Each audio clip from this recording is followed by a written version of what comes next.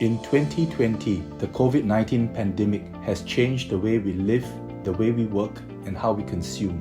The accelerated advancement in warehouse automation, data analytics, and autonomous delivery has paved new opportunities for the grocery industry, but has also caused others, like our local wet market, to suffer.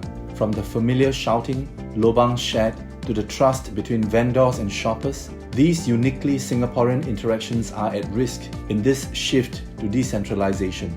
Our research has shown that shoppers value the trust and connection with their service providers, even more so after the pandemic. Not only that, people are also anxious over Singapore's food security and have since placed a greater importance on understanding where their food is coming from.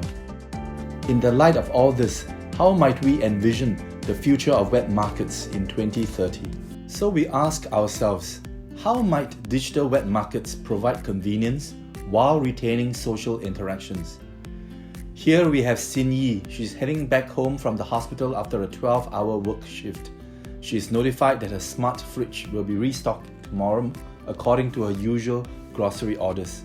Craving curry chicken for dinner, she joins a live stream through her app.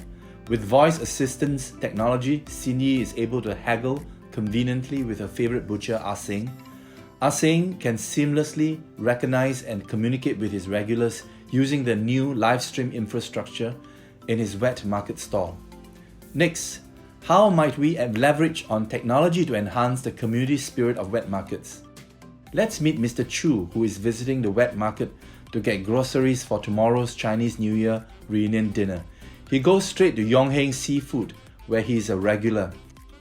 While waiting for his fresh fish and seafood to be processed the way he likes, Ah Yong and Mr. Chu share Hakka cooking tips and catch up.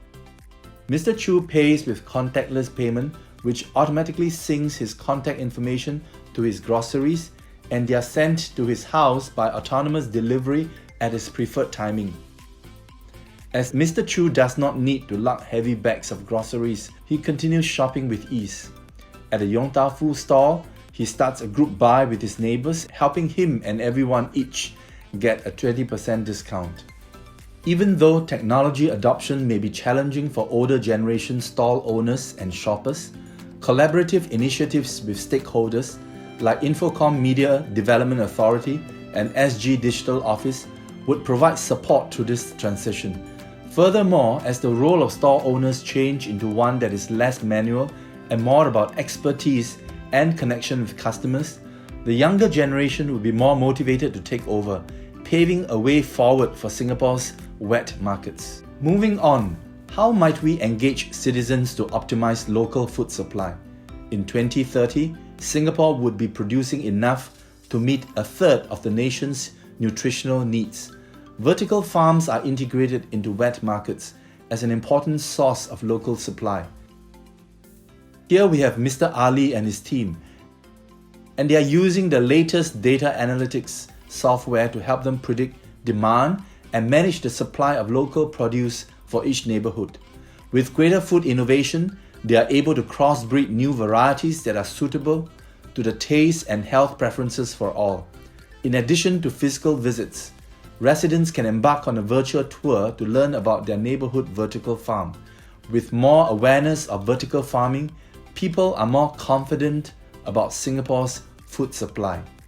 In a decade from now, we will be able to enjoy the wet market experience across online and offline channels, with technology affording convenience and personalized services while not sacrificing social connection and sustainability. This is the future of Singapore's wet markets.